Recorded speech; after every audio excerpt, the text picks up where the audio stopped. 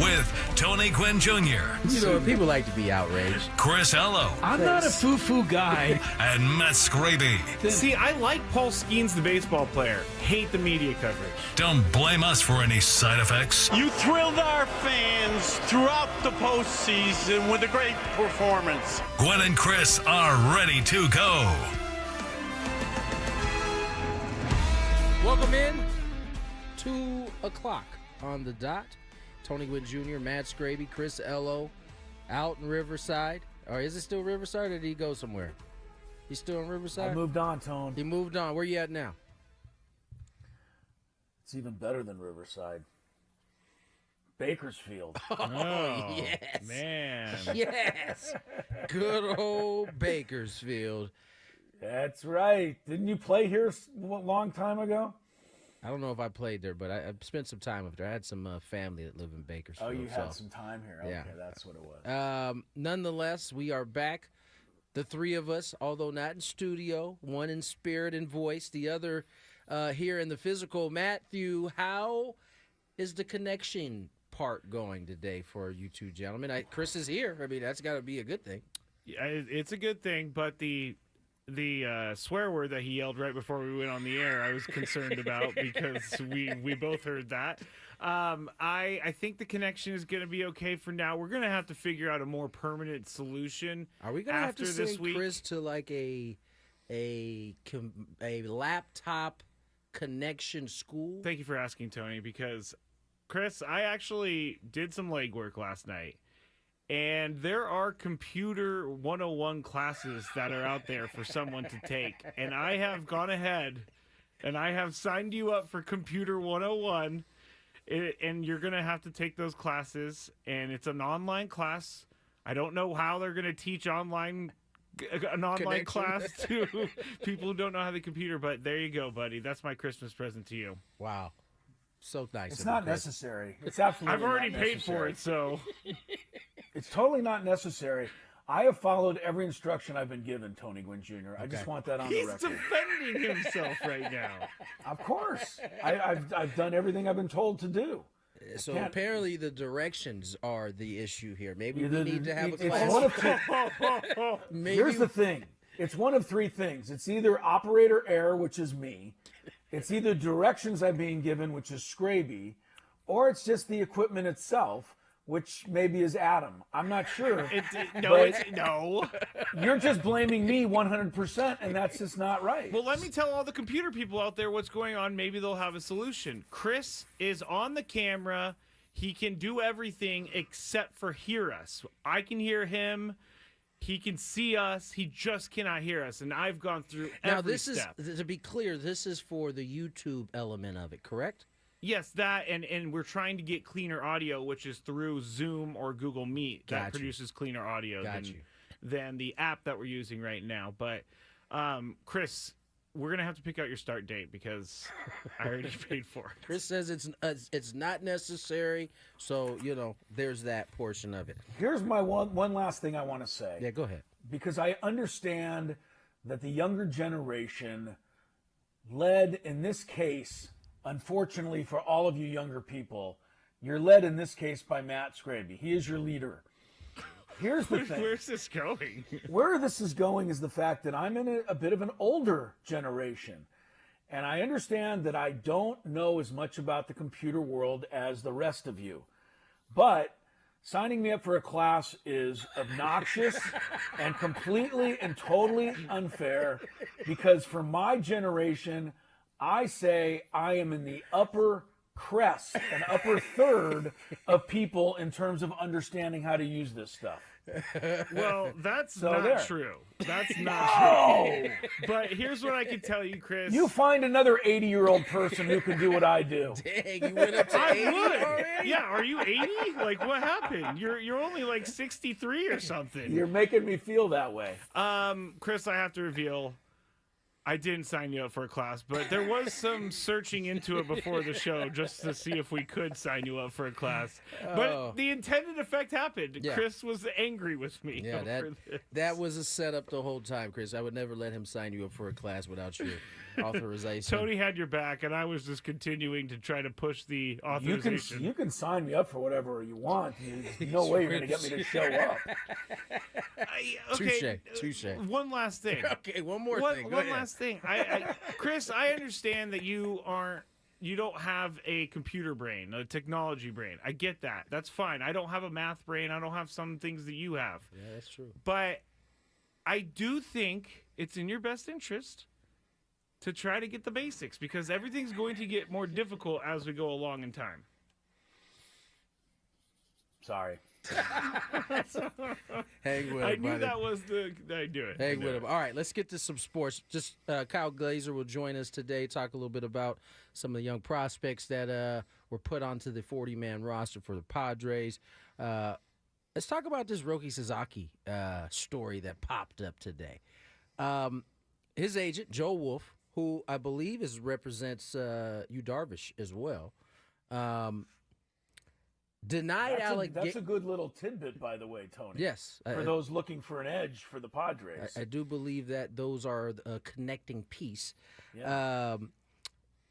Joe Wolf of Weiserman denied the allegations on Wednesday, hours after the commissioner, Rob Manfred, also tried to kind of quell the topic, quoting, "While a bunch of executives who should know better, who should know me better, and do a lot of business with me, insult my integrity by insinuating that I would be a part of some type of nefarious agreement. In reality, this is just poor sportsmanship." Now, what he is referring to is kind of the quiet talk behind the scenes that there is some kind of handshake deal with the Dodgers already. And I could tell you from my own experience behind the scenes, a lot of the default position on the people that end up on the outside looking in on a lot of these things are usually the ones starting this conversation. So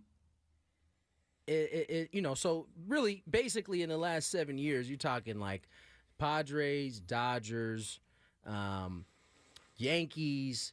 The teams that are typically have been in it recently. The other teams are the ones that almost sour grapes will start to kind of start these little conversations, as this one is here, that Roki Sasaki he's going to the Dodgers. They got a handshake deal already done. And that's what he's referring to by poor sportsmanship. They aren't in on it because maybe Roki doesn't like those particular places.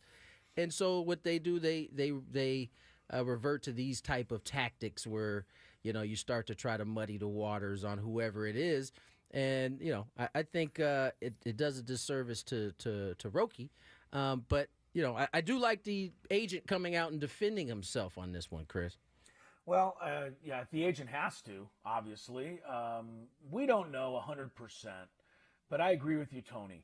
Teams like the Royals, I'm picking on the Royals here, and they had a good year, but teams like the Royals, I don't know, name these lousy teams in baseball. The Rockies, there's one that we use often when we're referring to lousy organizations. The A's, thank you. These teams always sit there and complain about what the richer teams are doing. Yeah. And we've talked about this in the past. Remember, the luxury tax is supposed to be there for smaller market teams like the Pirates, the Rockies, whoever they are, to use that money that they're given to try and compete better for free agents. But we know what happens to that extra money, Tony. Yeah, it goes into the pockets of the owners, and they don't use it to try to compete with the bigger teams. And then they make complaints like the one we're hearing and the sour grapes that are being made right now, which is, well, because their fan base, there's a talk show in Denver somewhere. There's a talk show in Pittsburgh somewhere where somebody's calling in and saying, hey, why aren't we in the running for Rory Sasaki? And what comes back? Well, what comes back is, the Pirates don't get involved because we already know the Dodgers have a done deal. Exactly. It's done. Exactly. And when it's not happening that way, and I just do better. I mean, do better out there. This- You know, I liken this a lot to, let's take the kids at La Costa Canyon High School. There were some that, Why? because some of them were the cool kids, the really upper class, upper crust kids. Some of them were not quite in the cool group, the Skrabies of the school. He's per not se. lying. He's not lying. I think I'm actually below the just under the cool group. You're even under that. Yes, Okay. You're third group down. I'm Okay. third group But tell down. me Tier then, 3. okay, since you have experience with this, Skraby, what happens when the beautiful girl on campus shows up? The Skraby type individual says, they've already made up their minds to go out with the cool kids, and they don't put in the effort, and they don't improve themselves. Never Dress does a it. little as a- better, look a little better, have a little better, more interest, and be more interesting. I think as a tier 3 guy, I would never even think about approaching her in high school. not? For sure. There Why you have it. The Rockies Why not? won't think about approaching Sasaki, will they? Your analogy holds, Chris. It does. And why I wouldn't approach her is because rejection is scary. You're afraid and to rejection be told no. in high school is even scarier. I tell you what, this actually turns out to be a pretty good analogy, right? Because doesn't look like teams like the Padres or the Dodgers or the Yankees seem to be afraid of being told no. They probably have seen more no's than everybody They're not else. afraid of rejection. Because they're not afraid of rejection. This is a very great good. life lesson. Who would've I've come thought? up with something here. Man, if only you could use a computer. That also will lead us later on down the conversation of kind of where the media is. We talked a little bit about it yesterday. LeBron James said he's taking a break from media. I think it was Kevin Durant's agent that kind of, as really athletes and alike do often, they kind of lump media and they kind of lump a whole bunch of folks in that together. I think at some point today, Chris and I and Skraby will kind of dissect where that is, how we parse that out, and the state of media player relationships. It seems like feels like we're at like kind of a tipping point in terms of how it's being covered, because we're also right in the middle of kind of how sports is being covered, changing from what it was at one point to what it is now, and it seems like it's still evolving as we There's speak. a lot of change happening everywhere There is. in the sports world. There Like is. it's all happening at once too. You got the TV stuff coming up. I mean, Oh, robo umps by and the, spring by the trading. way, it's crossed my mind as that TV story came up yesterday. But the collective bargaining agreement is like, what, 2 years away? It Yeah. feels like we just did that thing did. like not that long ago. And here we are again, and that's where the whole, was it 2026 or 2028? 2028. 2028 kind of comes together for 2028 is the TV thing. Is the TV thing, but I think that's also when around the same time the collective bargaining agreement is. 2026. Okay, so 2 years of that. 2 years from now, the collective bargaining Yeah. agreement. 2 years from that, the TV rights deal thing Yes. comes up. So a lot kind of happening here in the next, feels like in these next couple of years in terms of sports and how it's going to go. Got more conversation coming baseball-wise. Kyle Glaser joins us a little later in the 2 o'clock hour. There's been starting to be some meetings perking up here in baseball. Blake Snell seeing some of the an NL West opponent along with an AL East team. Rob Manfred, we will introduce the robo-umps this spring training with eyes of having it ready for the 2026 season. So we'll get a chance to kind of dissect the robo-umps this spring training, which I'm sure will be fun. We'll probably be having a lot of conversations about that, I assume. I can't wait. Major League Baseball has hired me as a consultant to work with the computer programming that's going to go into We fixing are the in trouble. robo-umps. We're in trouble. One last thing on the whole TV deal. We finally heard from one of the big dogs in terms of these teams, right? Dodgers have their own TV. Yankees, certainly the Yes Network. I kind of got a quote from Steinbrenner, and it at least made me feel like the door is open for a team like the Yankees or Dodgers to kind of acquiesce to what Rob Manfred wants to do. So he says, we just haven't gotten into it enough that I could give you an intelligent answer to that. We haven't gotten into it. We only own 25% of yes. We got a lot of other owners, and, that's a discussion to have at some point with them or not have with them, but we're not there yet. So no door completely shut, no door completely open either. So whatever we do, we'll give you a tremendous effort, said Rob Manfred. Yes. Let's get to break. On this other side, talk a little bit about some of the Padre prospects that have popped up and are on that 40-man roster. Also, the NBA has decided they will revamp the All-Star game once again. I think it's a good idea. And a lot more Gwynn and Chris. Short show today. Steelers, Browns, follows. We'll get you ready for Thursday Night Football as well. Attention, FEHB members.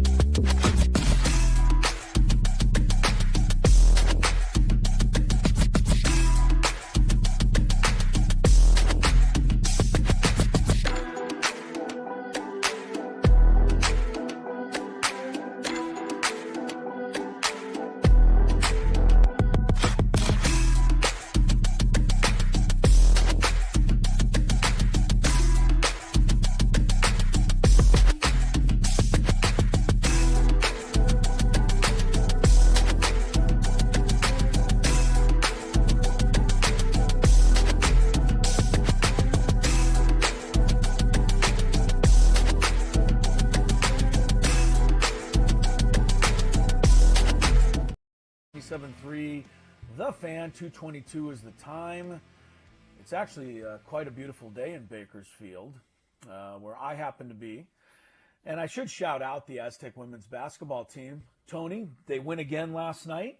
Undefeated. They're 5-0, so they're having a really terrific season. Going to be on the road for the next couple of weeks before they get back to San Diego. But, with women's basketball, it's kind of at an all-time high. Might be the kind of year you want to come out and see this team play out at Viejas Arena. Stacey Terry Hudson's got a good club. And one thing that's fun about it, Tony, she's got 4 freshmen, and they all play quite a bit, and none of them really look like freshmen. It's amazing to me just how prepared these young athletes are now when they get to college. And I'm sure you've seen it. With your daughters playing soccer and, in almost every sport now, kids are better than they ever were before. Yeah, I think the kind of popularity in like individual training and having access to that now, I think it just changes the readiness for incoming freshmen. I think freshmen now are so much different than they were, even 10, 20 years ago. Yeah. Because there's a better understanding of the level of commitment it takes to play at that level. And I think so many kids now, because they're exposed to it so early, I think one of the benefits of it, there's a lot of negative pull-aways from it, but one of the benefits is they step on campus typically prepared to contribute to a team in any sport. It seems like I think you've seen that across the board. It's not just basketball, whether baseball, football, any of the major sports we're talking. More freshmen than ever are stepping up, men and women, and are able to contribute early.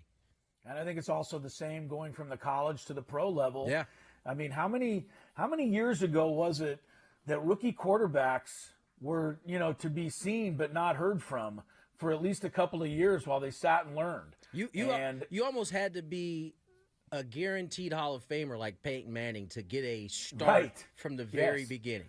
That's right. And now, I mean, look, Tom Brady was third string, when he started. So, Steve Young sat behind Joe Montana, and then the list goes on and on and on.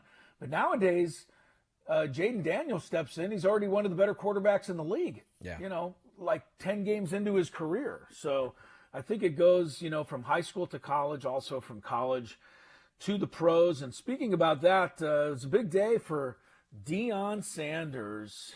Much to Skraby's dismay. Much to his chagrin. Yes, Colorado. Colorado. I don't know why you malign me all the time. Well, because you hate Deion. I don't. You absolutely hate him. Deion. You can't I stand hate him. Coach Hate Prime. might be it's the same person. It's the same person. Deion is different from Coach Prime. No. I know you keep trying to convince yourself that. Yeah, I don't call him Coach Prime. I like to call him Deion. And Well, wouldn't he kick you out of his locker room if you didn't call him He's Coach not Prime? in his locker room, so he gets to call yeah, Deion. You guys have Thank you, qualifications Tony. for everything. Thank you, Tony. But no, they get one of the top quarterback recruits. They steal him away from USC, from I USC, think it was. yeah, flipped him. And he decides he's going to go to Colorado. He's the number 2 guy. And his son, Shedeur Sanders, is being, as you said yesterday, Tony, he's being talked about as the number 1 pick in the draft.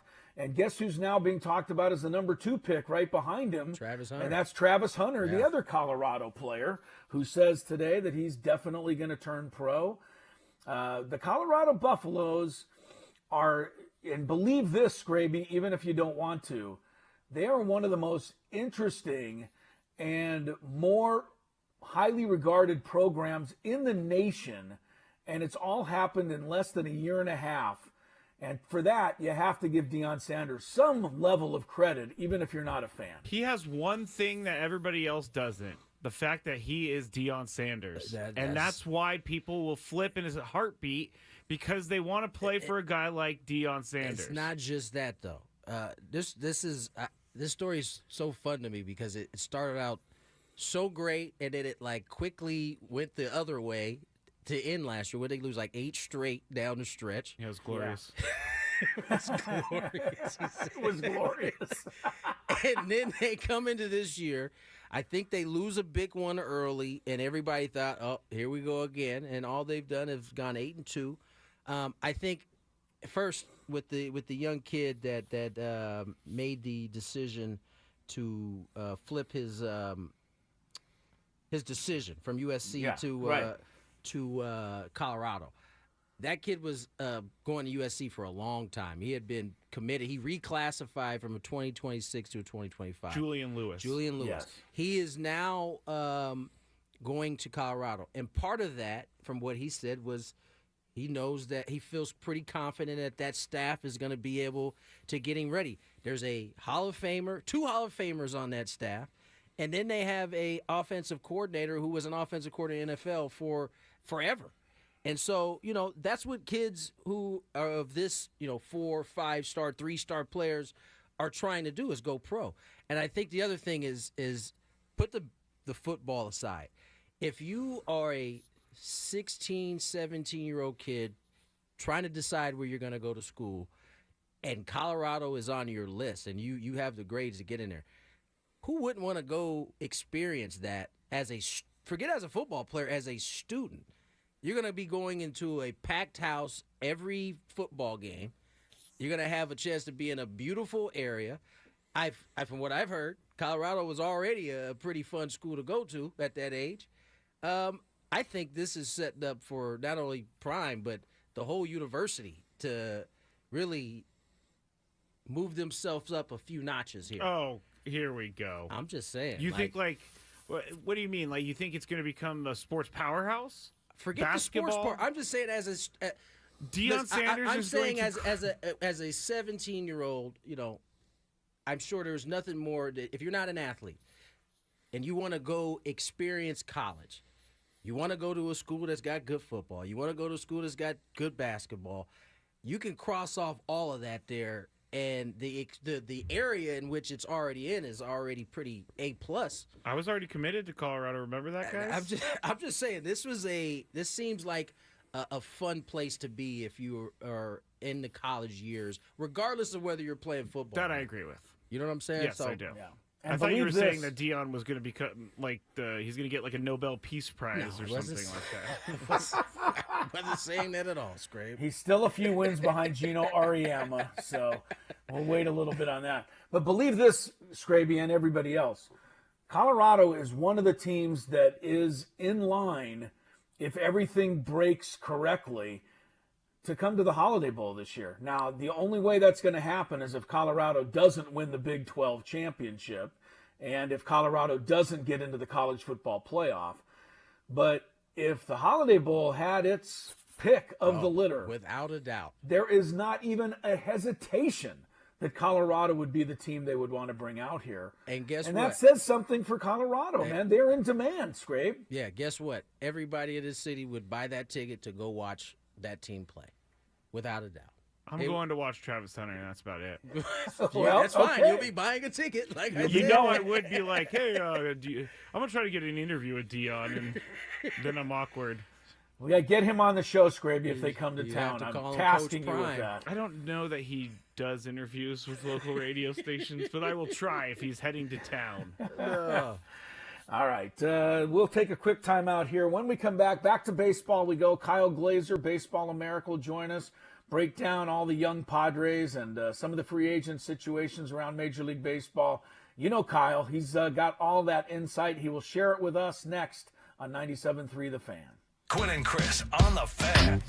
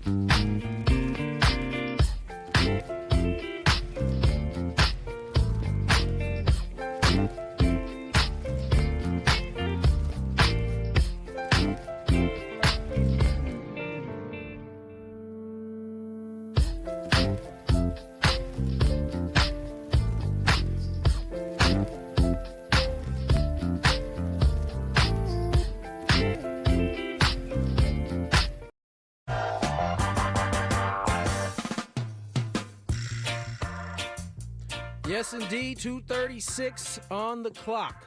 Kyle Glaser will join us shortly. Talk a little bit of Padres minor league system as well as upcoming free agency. There's been some door knocking in free agency. A lot of meetings happening right now. A lot of people putting stories out there right now to make teams think somebody's leaning one way or the other. And then people like the Pirates and the Rockies and the Royals and all of those lousy teams just crying because they can't get anybody and can't get anything done. I actually shouldn't include the Royals because the Royals stepped up last year. They did, and they were rewarded for it, and too, they were by the way. rewarded. That's right. They got into the playoffs. I mean, that's ought to be a message to these other teams that sit idly by every year and don't do anything. Yeah, not a fan of the complaining and crying and, Right. doing these dirty little tactics, claiming someone's got a side deal going. I'm telling you, that happens often. Like, it may not get to a fever pitch where somebody's actually reporting on it, but you hear stuff like that all the time. And generally speaking, the Dodgers, Yankees are typically names that get thrown out there because typically they're the ones that end up on the right side of it. And so instead of trying to compete, you get a lot of this nonsense that's happening, which I was glad to see was addressed today. Skraby, your eye all right, man? You keep touching your eye. I'm like, you got pink eye, dog? No, What's I going definitely on? don't have pink eye, but last night on the drive home, my eye started hurting, and I thought something was in it. So I've done everything. I've rinsed it out. I've tried eye drops. I've tried everything, but I think I scratched it yesterday because I was flailing my arms in disgust over Chris's computer situation. That I literally did hit myself in the eye. That's Oh what my you God. get. That's what you get. I That's what you get. did. You know what? I'll go to a computer class. You go into a class of human behavior. How's that? I have manners. trade-off. I have manners. What are you talking about? Chris, I have been following. This is completely off subject as we wait to get Kyle on. Completely off subject, but I have been following Alex Ovechkin. And Ovechkin, yes, he's been scoring. hot. He's been scoring some goals, but news just broke that he has a fracture in his left fibula, and is anticipated to miss 4 to 6 weeks. He was actually impressing me. He was scoring goals at a pretty high rate here to close the gap on Mr. Gretzky, but that'll all have to come to a halt for now. That's actually a big story, Tony. I mean, you're right. Ovechkin had a hat trick the other night in the game against Las Vegas, and I think he pulled within 29 goals of Gretzky, which is, because when this season started, nobody thought he'd quite get there based on just how old he is, but he's been scoring goals, and now this is not only is that a big setback, but you talk about a guy his age, he's not going to recover from this injury as quickly as a younger player would, so this could be a thing. Yeah, it's not funny, but when you start getting up in the 40-plus area, Yes. you get hurt. A 4 to 6 week injury that could turn out longer. It's going to be 6 for sure. Right. I can guarantee you that. The quick healing agent is no longer there. And the one last thing, this is mean, but it's true. I guarantee there's people in the hockey world that are quietly a little glad that this has happened, not because he got hurt, but because people really, really, really want Gretzky to hold on to this record. I can see that. They're not really rooting for Ovechkin to break it, even though it's historical. And that's just, I don't think that speaks to Ovechkin. I think that just speaks to the greatness and the reverence that Gretzky is held in. Yeah, no doubt about it. All right, let's get to our guest for the day. Kyle Glaser joins us, Baseball America. Kyle, how are you, man? For any enjoying some time off? Yeah, absolutely. It's definitely nice to be here in the off season, although with all the free agency speculation going around, it doesn't feel like a true break. I guess I should. You'd probably never really get a true break dealing with baseball in its off season. I guess I should start with Roki Sasaki. The report today came out. His agent really kind of dismantling this notion that there is a handshake deal between him and the Dodgers. Listen, you've been in the industry. You know these type of rumors bubble up often, but a lot of times don't get to paper. Nobody's reporting it.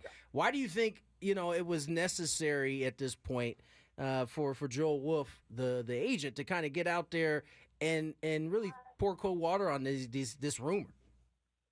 Just because you start to see it gain traction in the sense that, look, the Dodgers have always been a very, very attractive destination for Japanese players, pitchers in particular, dating back to Hideo Nomo through Kazushi, Kenta Maeda, and of course Yoshinobu Yamamoto, plus the free agency signing of Shohei Ohtani. And there was definitely a little bit of a sense. It was more among fans, and you started to see it gain traction in social media that, oh, it's just going to be the Dodgers. The deal's already done. The truth is, when I spoke to people in the industry, agent side, team official side, no one in the game actually believed that. They all thought the Dodgers would be potentially one of the favorites, but this was something that was just sort of gaining traction unfoundedly through social media. And I think it's important when there's a false narrative out there, it is the agent's job to pour cold water on it. So I thought it was appropriate for him to state what he did, which is the truth. There is no handshake deal. And if there was, you'd hear a lot more about it from people in the game, and that's just not happening. Kyle, I want to ask you a little bit to, flip over to the Padres for a minute. And, every time we talk about young and farm system and up and coming, the conversation is pretty much 100% about Ethan Salas and DeVries, which is all well and good. But I'm just curious, who else is there? I mean, these guys are a couple of years away. I'm looking at the Padres last year, and, this team had a great season, but it was based on acquisitions from other places. I can't take out Jackson Merrill entirely. He was obviously homegrown, but everybody behind him really didn't get the job done, from Campusano to Graham Pauley to Jose Azocar. Who's coming for the Padres while we wait for Salas DeVries? There's not a whole lot. Look, this is a team that has been very, very aggressive in trading prospects over the last 2 years to build a contender at the big league level. And we've seen it work in a lot of ways. They've reached the playoffs 3 out of the last 5 years. They won a playoff series each year. And last year, the Padres had the second most wins in franchise history, behind only the 98 team. In order to build that, they gave up a ton of talent. So you have a couple of arms who we could see break through. Ryan Berger is someone we just saw got put on the 40-man roster. He could come up and help. There are some useful arms that could come up and, be spot starters, potentially long relief types, some short relief guys. But on the position player side, there's really not a whole lot there. I mean, Tirso Ornelas is an outfielder who, if you really like him, is kind of an up-down guy. So I think realistically, there's not going to be a whole lot of help coming from the position player side, which is, one of the things they're going to have to really, really, really work on to make sure that their guys stay healthy, because there's just not a lot of depth right now. Kyle, obviously the conversation in terms of the Padres prospect centers around the two young kids, right? And we've had a little change between the two young guys. I mean, DeVries has come on, and I don't know how many people you've talked to, but at least in conversations that I hear, there seems to be almost a different excitement about DeVries than there is Salas. Both 1 and 2, both highly touted prospects with a ton of potential. But just in hearing people talk about DeVries, there seems to be I don't know. There's a different type of tone when they talk about DeVries versus Salas. Yeah, I've seen a lot of both of these guys and talked to a lot about both these guys. It's not hard to see. When you see a Leo DeVries, he's just so athletic and explosive, and, you see the size coming. He kind of strikes you as that athletic freak type who, if it all clicks and everything comes together, has a chance to be one of those, big, strong, physical shortstops who's hitting for average and power and doing everything. That's really exciting. Salas, it's more about his poise, his maturity, the mental aspects of the game. He's not hugely tooled up. He's not huge physically. He's not a guy who has, crazy bat speed, but he's, a good, smart, heady, mature ball player. So it's just two different types of players. And the reason you hear all the excitement about DeVries is there's a physicality and an athleticism aspect that's pretty special if it all clicks. And you got to remember, we're talking about a 17-year-old yet to play above low A. So we need to give him time, but you can certainly dream on something special. Kyle Glaser is with us talking some baseball, and he's always got great insight. This is why I can ask you this type of question, Kyle, but it's not a question I would ever ask myself to try and take a stab at. But just for those that can't wait for Salas, can't wait for DeVries, what kind of comparisons can we make to established stars for each of these players in terms of what they're like? Not maybe what their career numbers will be, but who they remind us of. If you think of Salas, you think of DeVries. So I'm going to stay away from comping teenagers who have yet to play above A-ball. That is a I Chris think O it- answer. Smart man. Chris I O know. answer. I really think that it's just not fair to them to put some of the names that, people get overly excited about. Just let these guys develop on their own. Look, there's a lot of talent, but look, they've been pushed very, very aggressively. We have seen the majority of Padres prospects that's happened to flop or need to go somewhere else to have success later. Jackson Merrill's the exception, not the rule. And I think it's important to just give these kids time, let them grow physically, and not push them too fast or place expectations on them with names of guys who are, multiple-time All-Stars or franchise players or anything like that. These are still kids who have a long way to go, and we just let them be them at the pace that's right for them. Kyle Glaser joins us here, Baseball America. And Kyle, baseball has a lot of tails. Major League Baseball has a lot of tails. Typically, when they start to introduce or leak something out there, it usually means it's on the way. Except for this one particular thing. The robo-umps were leaked, I would say, back in 2020, 2021 maybe. But it hasn't quite come to fruition, I think, as fast as Major League Baseball wants. Found out that this year in spring training, the robo-ump system will be put out for, I think for us to kind of get a taste of. How long I know they want to get it done by 26. Do you think that is a time frame that it can actually get done based on the fact that they've had to seemingly go back to the lab to try to figure this thing out? Yeah, I wrote about this a lot throughout my time at Baseball America. The short version is the system just wasn't good. It was not getting calls right. It was just really bad.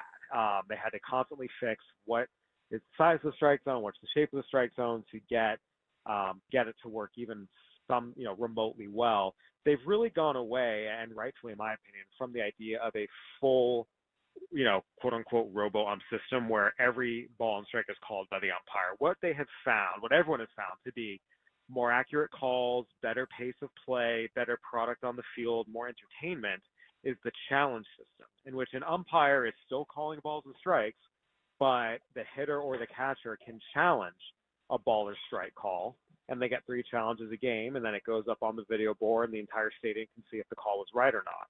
Realistically, that is the system that works, and that's the system that is going to come to Major League Baseball. We're not going to see a system where the automated ball strike system, ABS, calls every pitch of every game. They've tried it. It's failed. It's just not a good system.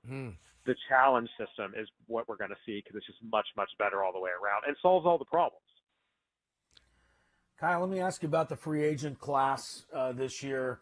The free agent class that's not Juan Soto, because it seems like everything revolves around him, as maybe it should. But what kind of free agents, the Padres, if they strike in free agency, if they're able to get into free agency, who do you think's a good value that's out there, maybe being overlooked a little bit right now? Well, he's not overlooked, but the best value is Roki Sasaki. You can go ahead and get a number 1 type of pitcher for, a signing bonus, depending on if the Padres acquire extra international bonus space, anywhere from $6 to $10 million. So that is the biggest bargain if they can get it. And that's where they're going to put most of their efforts and time and resources, and that's where they should. Short of that, there's some buy low guys. If you wanted to buy low on Yohan Moncada, you could. I wouldn't. Do you want to buy low on Eloy Jimenez as a DH? That could be something that might be worthwhile. Tyler O'Neill, I don't think he'll be cheap, but look, he's a powerful, right-handed bat with, good defense and left field, which is something they could use. So there are options out there, outside of, the top tier. But realistically, given the Padres' need for another starter with Joe Musgrove going down for the season after having Tommy John surgery, Roki Sasaki fits exactly what they need, and also the price point he's at given their salary situation. Kyle, I just want to real quick. I want to go have a follow-up question on the strike zone issue. So, ideally what'll happen is a player or whoever will challenge a call. It'll go up to the system. Is that still the same ABS system that was used without the challenge? Because wouldn't that still possibly have the pitches that weren't called strikes as a situation on a player that he's challenging? So what was happening before was pitches that were bouncing in the dirt and then jumping up into the zone were being called strikes. Got We also had that's where we had issues. So when it's a pitch that you can see visibly is pretty close, Gotcha. you know, it can still work in instances. But there's too many other instances where it wasn't working. Okay, so basically the calls that an umpire would never call a strike are going to be out of the loop. Correct. It's just going to be those close ones. Okay, that makes perfect sense. Yeah. Kyle Glaser with us. Kyle, we always appreciate your time, man, dropping some knowledge on us. We'll catch up again soon. Yep, my pleasure. Anytime, guys. Kyle Glaser, as always, good information. That ABS But situation. he dodged my question about who to compare those guys to. Listen, I think that's kind of a lose-lose right there comparing. Yes, that's right. That's why I said to 17 him, and 18-year-olds. I would never address this myself, so I'm asking you this. Yeah. But no, that was a smart answer. But you know how fans are, Tony. They want to know what's Leo DeVal. You know, they want to know right now what Leo DeVallis' career is going to look, or DeVries' career is going to look like. You know. Yeah. So you try to figure it out. I would like to say this is a me thing. Kyle Glaser's with MLB.com now. Ah. Yes. Yeah. Yes, you had me saying Baseball America. So I did. I wonder why that is, because that's how it was written in the rundown. No, this is Baseball America. I opened this conversation with "This is on me." just because you take fault doesn't mean we can't aim shots at you now. I apologized to him for because he. Did he text you? No. Gosh, no. He had a hint in there. He said with my time at Baseball America, or in my time at Baseball America. I was like, missed that. oh. I think that means he doesn't. It's past tense. So good for you for listening, because I missed that on that one. MLB.com, everybody. Kyle Glaser. Kyle Glaser. He brought up a good point though, in terms, because you do hear the conversation around Salas and DeVries a little bit different, but they are different. DeVries has an explosive type of body swing. Salas is just kind of more smooth operator a little bit. Smooth operator. Yeah, we'll sold that. All right, let's get to break. After Skraby stops singing, Chris tells me to shush. Daily Gambit on the way.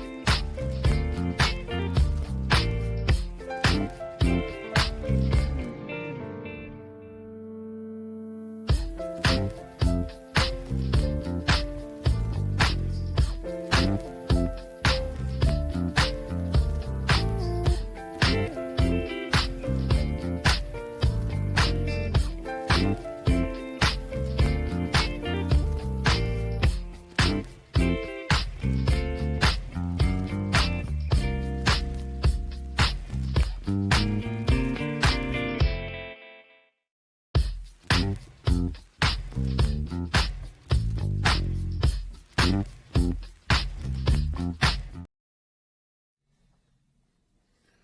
right, welcome back. We're going into hour number 2 of Gwynn and Chris, thanks to Kyle Glaser from MLB.com. I want to get that right. We kick off hour number 2. Baseball America. No, not Baseball America, as was written on our sheet by our producer. Chris Ello, Matt Skraby is that producer. Tony Gwynn Jr., of course. Gwynn and Chris, we got a daily gambit coming up. Before we get to it, Tony Gwynn Jr. Yes, sir. Big night in the NBA tonight. Lakers are back at it. Take their 6-game win streak, put it on the line against the Orlando Magic. Regular game, ladies and gentlemen. Regular game. Yes, not a It's cup not a game. No, It's not not a Friday cup or game. Tuesday. It's not a Friday or Tuesday, but I was looking at the Lakers, Tony, and I said this, you brought them up, and we talked about them a little bit yesterday and how they're off to a great start, 10-4, and won 6 in a row. And I cautioned that they really haven't played a very good schedule yet. So I looked it up, and there are 7 teams besides the Lakers in the NBA right now that are 3 games over 500 or better. So the best in the NBA so far, Cleveland, Boston, the Knicks, Golden State, OKC, Houston, and Denver. The Lakers have played a total of only 1 game against those 7 teams. So I say, good start for the Lakers, but a few questions remain as to how they're going to play when they start getting some of those tougher teams come up on the schedule. What say you to that?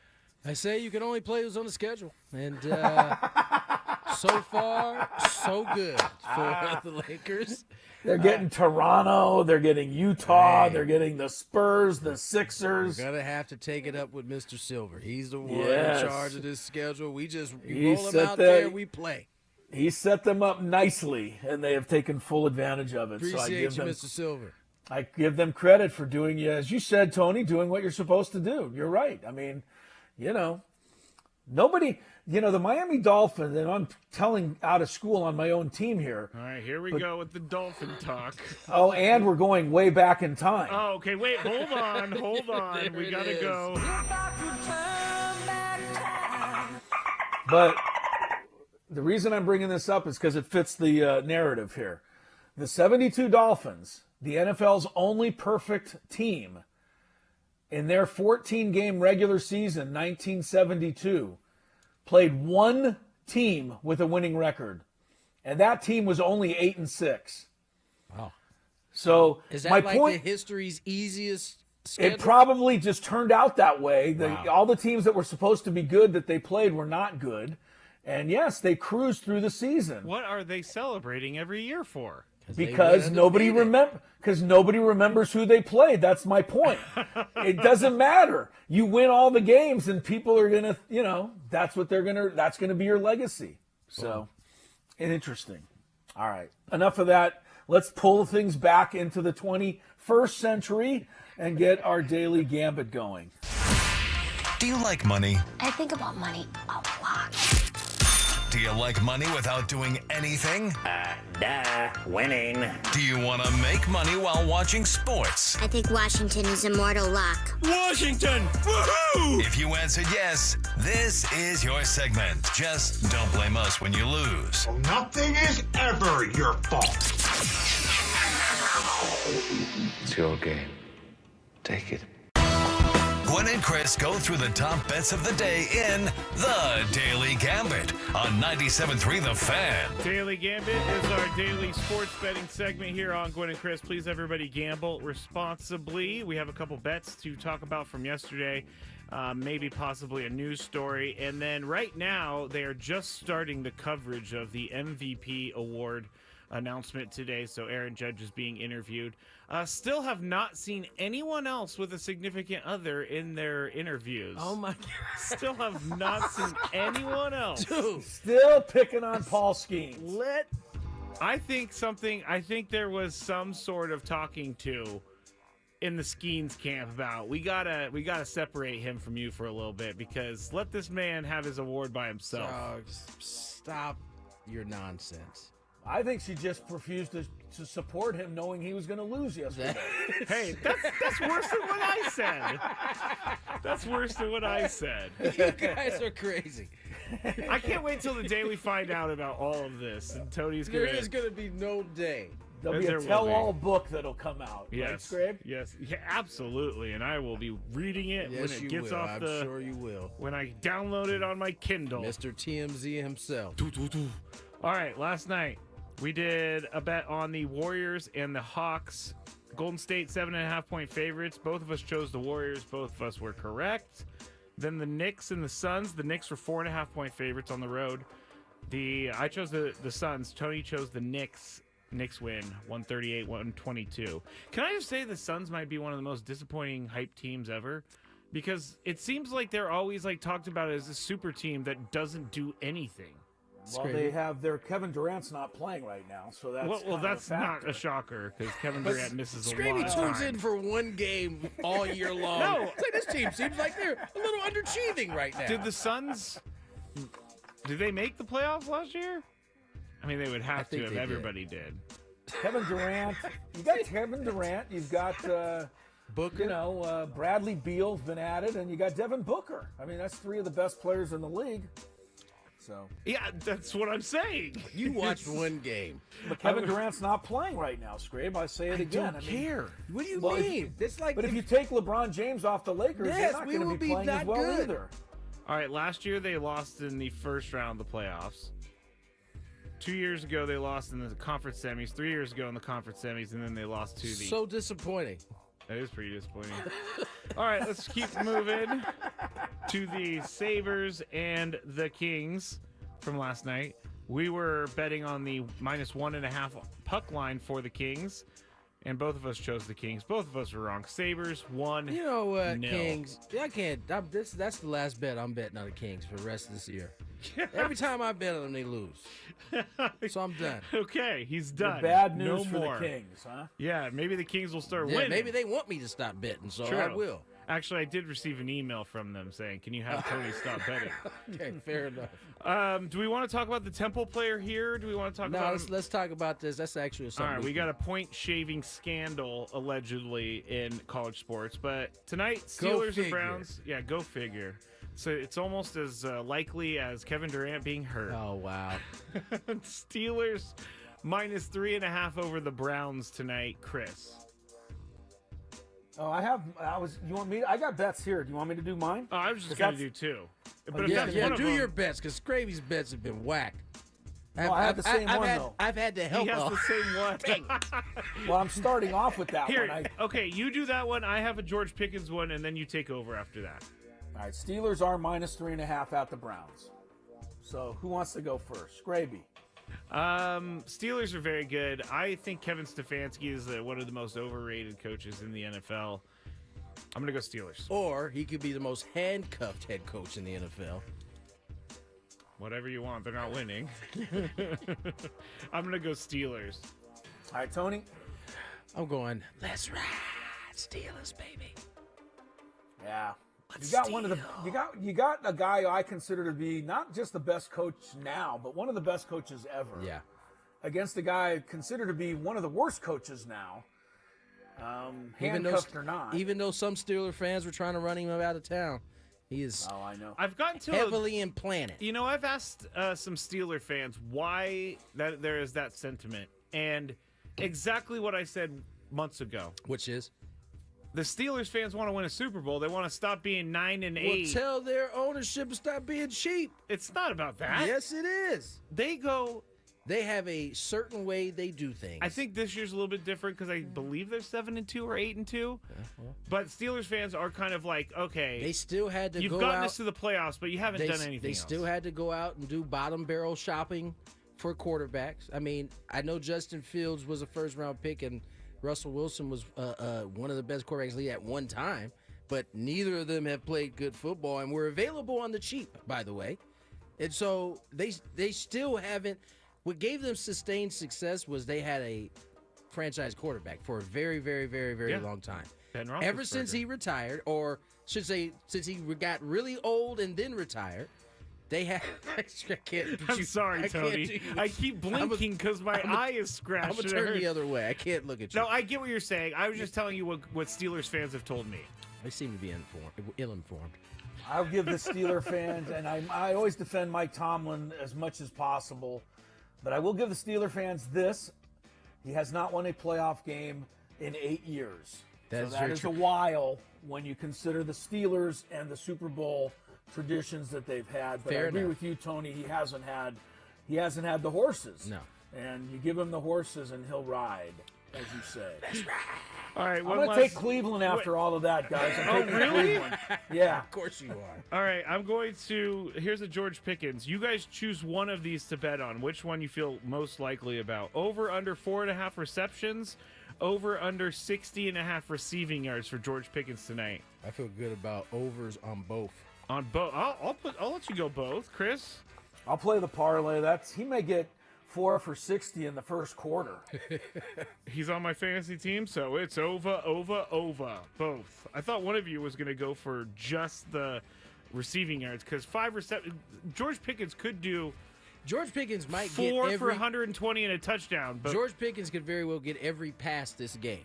Yeah, his target shares are crazy right now. Anyway, Chris, go ahead. Speaking of crazy, that's George Pickens also. All Touché. right, we got Georgia Tech 8.5 over NC State, a little college football. Georgia Tech had that big win over Miami a couple of weeks ago, so the Ramblin' Wreck is favored by 8.5. Tony. I was watching them on Sports Center today. They did the show from Georgia Tech. Those kids are pumped up. I'm gonna take Georgia Tech after the big upset of Miami. You're gonna do it again. I'm gonna go with the Ramblin' Wreck of Georgia Tech, a heck of an engineer. Should be coming around the mountain. No, wrong Close. song. Wrong song. But that's an actual fight song, I say. As much as I would like to take Gaw Tech, I'm gonna go NC State. Contrarian. Exactly, contrarian. All right, college basketball in the Bahamas today. 13th ranked Baylor takes on number 22 St. John's. Baylor's favored by 2.5. I'll go first. I'll take St. John's. Rick Pitino. He's not a guy you can count on off the court, but on the court he's pretty dependable. He's a heck of a coach. That's for yes, sure. he is. Yes, he is. Is it my turn? Yes. Sure. I'm gonna take St. John's too. I'm gonna really watch Baylor tonight to see what they look like because they got boat raced by Gonzaga, and then San Diego State came in here and kept it close. I want to see how Baylor looks. I didn't watch the Gonzaga game that they had, but I'm interested to see. Is this you said 13th ranked? They're 13, yes. Yeah, I would love to see where my Aztecs stand next to them. Scred, Baylor by 2.5. Contrarian Baylor. Taking Baylor. All right, USF tonight, the Dons. Let's go. 1.5 at home over Memphis. Good. It's from our only tournament appearance in the last 20 years. What has happened to Memphis that they are underdog to USF? Hey, what? Maybe that's just USF is a good team. Probably not. I don't know. What's the Maybe point you're spread? first. 1.5 USF favored. Oh, I'll take my Dons, my Donnies. I know you will. I'll take I the know you will. Donnies. I bet you Tony and I are both going to take Memphis. Yep. Give me the Penny Hardaway coach Memphis. Oh yeah, Penny does coach at Memphis. All right, a couple more for tonight's Thursday night game. Do you want, let me see, Najee Harris, rushing yardage, or Nick Chubb, plus 20 rushing yardage? So if you take Chubb, you get 20 extra yards. I'm going to go with you, Tony, because I know both of these guys are playing against me on your fantasy team tonight. They are indeed. Who's going to do better, Harris or Chubb plus 20? I'm going to say Najee. Najee. All right. Scrape. I'm going to say Najee as well because the Steelers' defense is legit. They're not going to let Chubb get much yardage, are they? True. Yeah, I'll go with all you guys. Najee minus the 20. Najee. And then the other one is quarterbacks. You want passing yardage for Jameis Winston or Russell Wilson plus 50. Ooh. Give me Russell plus 50. I know you want that. I also want Russell plus 50. Scrape? The plus 50 is what seals it for me, so I'll go with All right. Russell Wilson as well. All right, there we go. See how we do. All right. Should be a decent game tonight. The Steelers are 8-2. I mean, they're having a really good season. Nobody's talking about them. I mean, does anybody think legitimately that beyond the Chiefs, Ravens, and Bills, like the Steelers aren't even in the conversation for the AFC?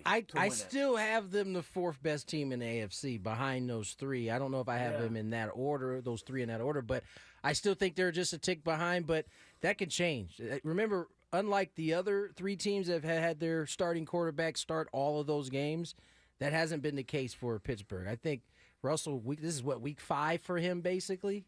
Yeah. I think he didn't start through the first 4, so 4 or 5. So I think he's still kind of getting into the swing of things. I expect that's going to change here shortly. Real quick. Yes. The one thing Mike Tomlin has struggled with is these Thursday nights games. I think they've lost 5 straight Thursday night games here recently. So he's trying to change that here tonight. Go ahead, Chris. What were you going to say before I go to break? Or before you I go was to break? just going to say that we ranked our top 4 teams in the AFC, but neither of us were both overlooking the fact that after their Monday night win a couple weeks ago over the Rams, that the Dolphins immediately became the Super Bowl favorites. Don't you remember? That's right. I forgot about that. I do not remember Totally that. forgot about that. Completely forgot it. That slipped our minds somehow. All right, let's get to break. Oh, no, yeah. you take it. Sorry. I'll get us to break, and then we'll get more Gwynn and Chris until 4:30, and when we go to that Steeler-Browns game on 97.3 The Fan. From the 97.3 The Fan Traffic Center, here's Kelly Danick. Traffic sponsored by California.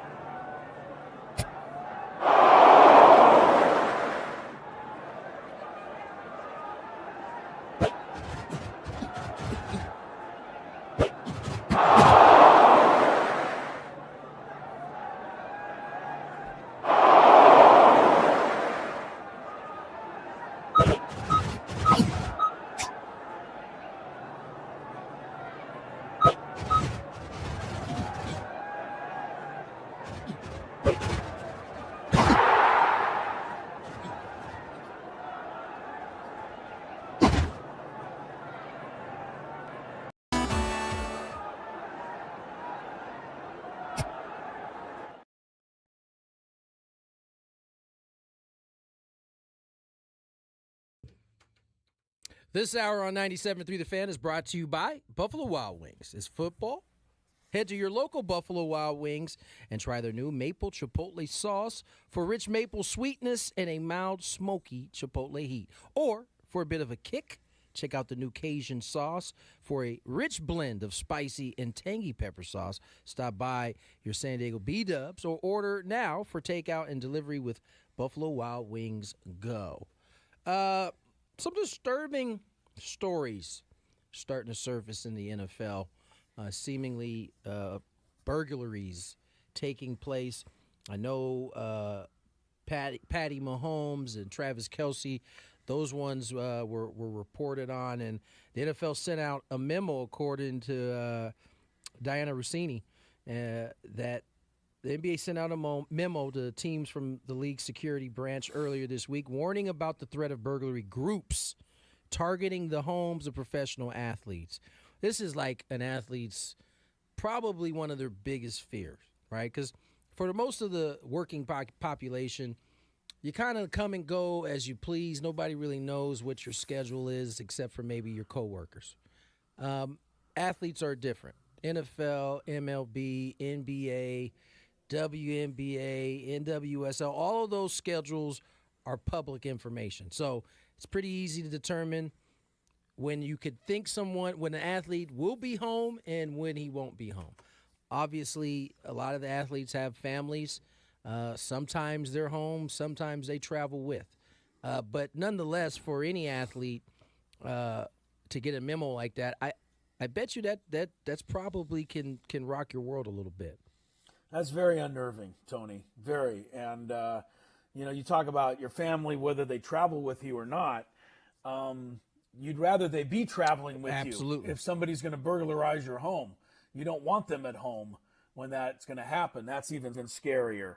I think these guys, I don't know that we're critical of it, but we notice it when somebody like Patrick Mahomes walks around and there's 4 huge security people following his every move. And we say, does he really need that? And the answer kind of nowadays is yes, he does. Yeah. And, it goes beyond now, I think, the security that these athletes, celebrities, singers, whatever it might be. The security goes beyond just protecting them and, their well-being when they're out and about. But protecting their homes, it's a scary thought because you're absolutely right. I mean, a football player at the very least has only gone one day, maybe 2. I mean, these baseball guys, they go out for 2 weeks sometimes on a trip, and everybody knows it. Yeah. Same with the NBA.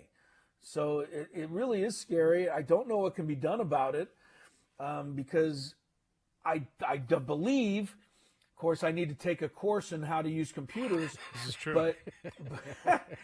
But I believe that if you look hard enough online, you can probably almost find out where just about anybody lives nowadays. I have to. So, it's really, really scary. Real quick, Chris, I have to interrupt this serious conversation for one that's not as serious.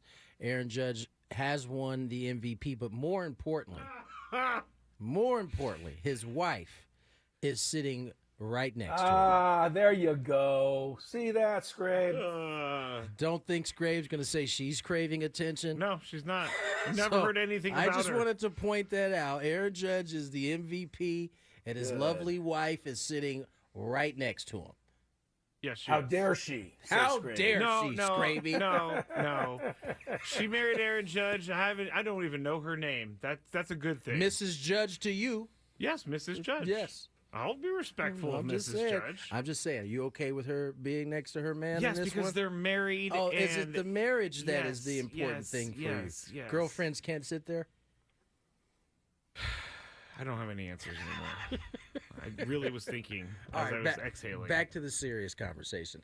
This alert came after burglaries, as I said, to the homes of Kansas City Chiefs stars Patrick Mahomes and Travis Kelce last month. 2 law enforcement officials told NBC News the FBI is working with local agencies to determine whether the recent burglaries are connected to a transnational crime syndicate. Per NBC report Wednesday, there has been no determination about who is responsible, and the investigation is ongoing. But yeah, Chris, you're right. It is extremely unnerving. I think it's probably the best word you could use for that.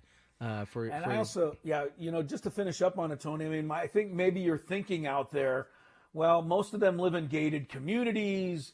They've got the private protection. They're behind walls. Nobody can really get to them. But guess what? These burglary people stop at nothing to get what they're trying for. And according to this story, that many of them pose as home delivery people. Inside jobs. Inside type thing. I mean, you get yourself in an Amazon truck and you say, hey, I got a delivery in the neighborhood. There you're in, right? Yep. So it's... Anyway, I don't know what can honestly be done about this other than the athletes themselves, hiring as much for security as they possibly can. I just got to point this out. I think Aaron Judge, MVP, had the highest slugging, 701, since Barry Bonds, 814. Just a full 100 points higher. Sorry, I digress. Go ahead. What was his OPS? Like 1.3? Yeah, I don't know. It was a lot. That's crazy. Chris is right. These criminals are very smart. Yeah, it's not like they are. It's a strategic plan. I mean, I was reading that Travis Kelce had $20,000 in cash stolen from his house, and not to mention, it's just got to be so creepy when you get back home after something like this happens and someone's been in your house, they've been through all your stuff. It's just, I remember in college, you probably don't ever feel. Normal again. I remember in college there was a house that got robbed, and those people were just talking about how they still look over their shoulder because they don't know if like someone left something open where they can come back. It's just bad stuff all the way around. Yeah, no doubt about it. All right, let's get to break. On the other side, a big five awaits for Mr. Skraby. More Gwynn and Chris. Ben and Woods on the.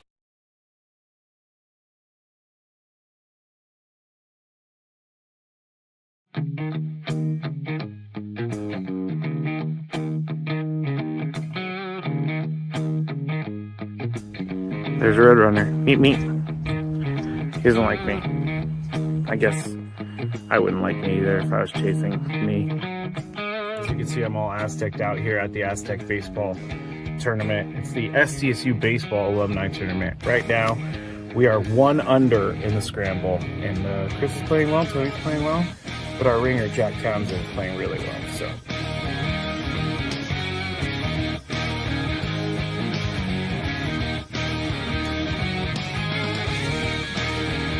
Chris says that he can't play golf, but this is the second birdie putt he's made for us. This time it was like 20 feet.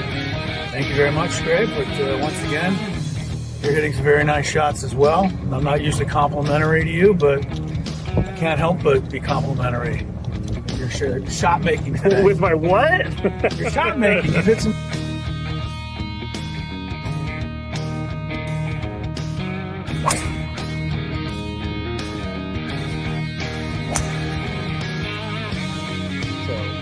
We are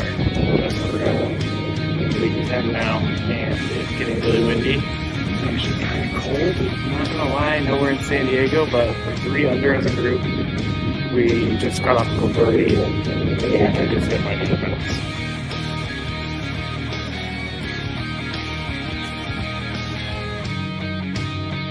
There's a squirrel. He wants to attack me. Squirrely! We just got our second birdie of the day thanks to this guy. Yeah, a 4-footer after. It was a 5-footer. After our pro drove it 300 to the front of the green and then chipped it within 5 feet. Uh-oh. Maybe don't feed the animals. Don't feed the animals. I do feed animals, but Chris made a birdie putt. Leaving the golf course. And we ended up shooting 63 once everything was accounted for, since it was a scramble and we had an SDSU golf player, Jack Townsend. He was with us and he did a lot for us. I think we shot 63 because of him, but we all had a good time.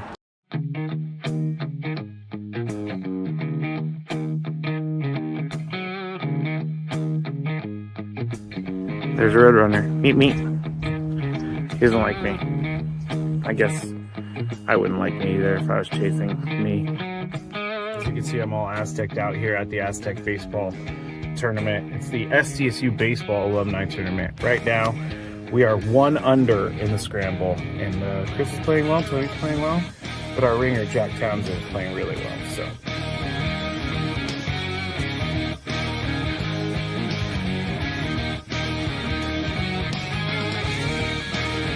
So Chris says that he can't play golf, but this is the second birdie putt he's made for us. This time it was like 20 feet. Thank you very much, Skraby. But once again, you're hitting some very nice shots as well. I'm not usually complimentary to you, but I can't help but be complimentary. Your shot making today. With my what? Your shot making. You hit some.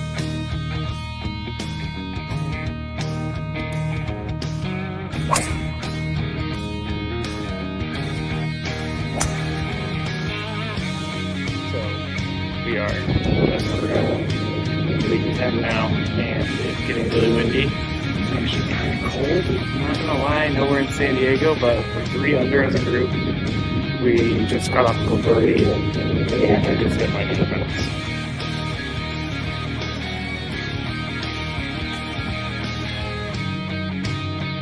There's a squirrel, but he wants to attack me. Squirrely! We just got our second birdie of the day thanks to this guy. Yeah, a 4-footer after. It was a 5-footer. After our pro drove it 300 to the front of the green and then chipped it within 5 feet. Uh-oh. Skraby, don't feed the animals. Don't feed the animals. I do feed animals, but Chris made a birdie putt. Leaving the golf course. And we ended up shooting 63 once everything was accounted for, since it was a scramble and we had an SDSU golf player, Jack Townsend. He was with us and he did a lot for us. I think we shot 63 because of him, but we all had a good time.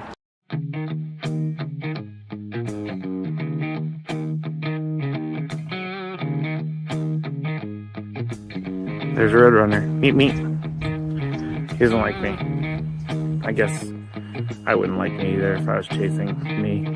As you can see, I'm all Aztec'd out here at the Aztec Baseball Tournament. It's the SDSU Baseball Alumni Tournament. Right now, we are 1 under.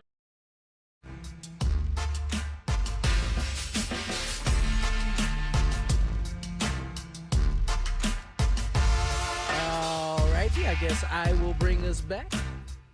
3:36 on the clock. Tony Gwynn Jr., Chris Cello, Matt Skraby.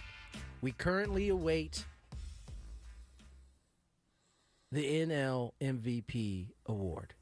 The AL MVP was unanimous, by the way. If we didn't say that, Aaron Judge, all 30 first place votes. You know how many points he gets for that? 420. You're stupid. Second place, unanimous. Bobby What was the Witt. point of that, I don't Scrape? know. Scrape, help me, Scrape. What was the point? I don't know. It You just popped in found my the head. 420 When I saw thing? it, I was like, every time I was just like, 420. You're such a child. I am. Third place was not unanimous, however. Juan Soto only received, and I'm sure 21 third place votes. Yeah. There was one spread out to Ramirez from the third baseman from the Guardians. The third place votes were Juan Soto, Gunnar Henderson got 6, Ramirez got 3. There you go. Now we Ramirez is the most underrated player in the league. I agree with that. I mean, he finishes about 4th in the MVP every year. I don't think he's ever going to win it, but he's that good every year. Yeah, this is a lot of people in the last couple of weeks tried to make the case that, well, Francisco Lindor is an everyday player. He can affect the game defensively. That should count for something, and it should. But if we're being honest, Shohei Ohtani put one of the best offensive seasons we've ever seen together. Full-on club of his own, 50-50. He's the only one sitting in his room by himself, by the way. Yeah, and for those people claiming that you have to play every day, just ask Paul Skeens about that. So We're over it, Chris. You're just building the anger back up. I said last night I was done feeling bad for the Rookie of the Year loss, and now my feelings are being brought back up. He's moving on. All right, let's get to the Big Five. First, some traffic. From the 97.3 The Fan Traffic Center, here's Kelly Danick. Traffic is sponsored by Valvoline Instant Drive-Thru Oil Change, your trusted instant drive-thru oil change. Hey guys, we're kind of off to a busy start this afternoon. The southbound side of the 163, right around Friars Road, there's a collision involving a couple vehicles. They're over to the right shoulder. Also traveling on southbound 805, right before Governor. There is a collision blocking that right lane. Not done yet. There is another accident reported just before Imperial. Looks like a couple vehicles involved in this one. They're in the center divide. South 15 past Market Street, crashed the center divide. Tow truck is on scene assisting with that. Also going to find on South 5, right around H Street, that collision involving car and motorcycle. It's over the right shoulder. And in the North County, southbound 15, near Mesa Boulevard, there is a collision over the right shoulder. Stop by into the 30 San Diego Valvoline Instant Oil Change Centers. You don't have to get out of your car. Usually only takes 15 minutes or less. Plus, get a free courtesy check of your tires and battery. Visit SoCalOilChange.com for directions and discounts. SoCalOilChange.com. I'm Kelly Danick with Gwynn and Chris, San Diego's #1 sports station, 97.3 The Fan. It's that time of the show when we check on the latest in sports. Only the most important topics and questions are brought to light. Stop what you're doing and listen. These news stories will astound and amaze you. The one, the only. Oh my God, who the hell cares? The Big Five starts now on 97.3 The Fan. All right. Number 5. Man, you done messing Jumping around, huh? right into it today. And we were talking about the whole thing with Major League Baseball and their TV, that they're going to have to figure out the TV packages going forward. It's like Rob Manfred's project. This is going to be Rob Manfred's legacy. But I was reading an article, about being a radio guy, about the radio side of things, and it works a lot different from TV. But the radio side of things, according to Dave Fleming, a KNBR... Our good friend Dave Fleming. Yes, he Giants. calls Giants games, and he does it on the radio side. KNBR is currently in its last season with the Giants as their radio partner. KNBR is also moving out of the city, so it's a lot of things. But Dave Fleming did say that he feels like radio is up next for this, meaning no more local radio, nationalize it. All teams are going to have the rights to their own radio and their own TV properties. So my question to you, Tony. Before we answer, I think you should explain to everybody what that actually means. No more local radio, national. Okay, only. So there would be 97.3 The Fan would not hold the rights to the Padres. The Padres would hold the radio rights. Would people not be able to listen to the radio? Correct, on 97.3 The Fan. Not just on 90, I'm saying in general. I mean, how would they get... It would be on an app or a streaming service or something like that. So they couldn't get in their car and get it anywhere? Most likely not. Is what Dave Fleming is thinking is happening. Okay. He's seems like he's gone down the rabbit hole on this whole thing because there was a lot of thoughts from him. But Tony, do you think radio's next for this sort of nationalization? I mean, at this point, there's been no sign of it yet in the way that you're seeing or that you saw the TV stuff coming, right? There hasn't been a sign of it yet. That doesn't mean, however, that they're not looking to change it. I would bet that this TV thing is going to take a little while to kind of sort out. And my guess is that's probably the big guinea pig that they're working on first, meaning that's what they're going to test this out on. Please do. Because they don't know exactly even how that's going to work out in 2028 when the rights for a lot of the teams come up. So, I mean, listen, I'm sure there are a lot of guys. Dave also does some stuff on the TV side. Mm-hmm. So, there's a lot of change happening, and I'm sure that makes a lot of folks uneasy about how this is going to all work out. But at least right now, I haven't seen the signs of that yet. Chris, what do you think? Do you think radio's next for this nationalization of rights, sports media rights? I've been talking about this whole thing for 5 years in terms of how the NFL works, in terms of wanting games on regular television rather than streaming, and you make fun of me every time I bring it up. But my point is, I'm looking out for us. I don't want everything to be pay-per-view. I don't want everything to be streamed. And the same for radio. Radio is still, I have to believe, the most convenient, easiest way to listen to a Padre game. Right? I get in my car, I hit one button, and I listen to the game. Or, I have my, whatever my device is, and I can click on the game. But streaming it's coming, and I think Dave Fleming is probably eventually going to be right. It's just a matter of when, and I hope it's further on down the road. That's all. Me too. I love radio in the car. Like, I was thinking about this the other day. I am a dork when it comes to sports radio because I would rather listen. Thank you. I would rather listen to the play-by-play of a football game on the radio if I'm in the car than, like, sometimes I'll put it on YouTube and I'll put it in my seat and I'll listen through the speakers. But I really would hate not having the radio side of things. Isn't it possible that why can't you do both? That's what I don't understand. Have it on the radio for those who want to listen in their car on the radio, and then have it available on a national level for anybody who lives in South Carolina that wants to hear a Padre game. I think they can do it, and they may very well do it. I think the tough part will be, for instance, 97.3 plays all of the Padre games on this station. Yeah. What it sounded like Rob Manfred wants to do is to kind of cut that up. So maybe the streaming radio service gets a few here. Maybe the local station gets a few there. He's dividing it up, however he is on the TV side. That's at least how he was presenting it in the TV form. So there's just so many unanswered questions in terms of where this goes and how this works on the radio side. The search for money is going to doom everything. Well, I think what happened was when these local TV contracts went up, I think, and they weren't paid out the way that they were supposed to be.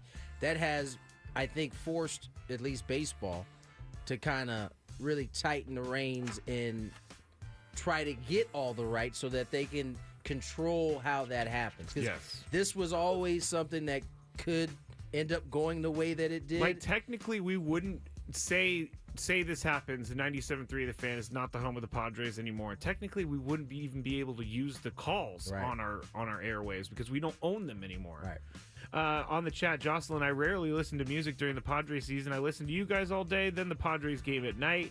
JD, I asked my Lyft driver to tune into 97.3 for the pregame if I'm on my way to the game. So it's still, as Chris said, it's still the most convenient way. Yeah, you get in, you to hit the listen button. to the game. Yeah. Number 4. Move over, Jets. The Giants are trying to bungle their way to the top hated team in the New York area. Here is the Giants quarterback situation heading into this Sunday. Daniel Jones, who is the former starter, is taking QB4 reps. Drew Lock, who is the former QB2, is still the QB2. Tim Boyle was signed on Tuesday. He may be the QB3. And Tommy DeVito, former QB3, jumped Drew Lock and is now QB1. So that's very confusing. But, Chris, I'm going to ask you this. We all know about Aaron Rodgers and the Jets' struggles. Which team has been more embarrassing this season, Giants or the Jets? Jets, Jets, Jets.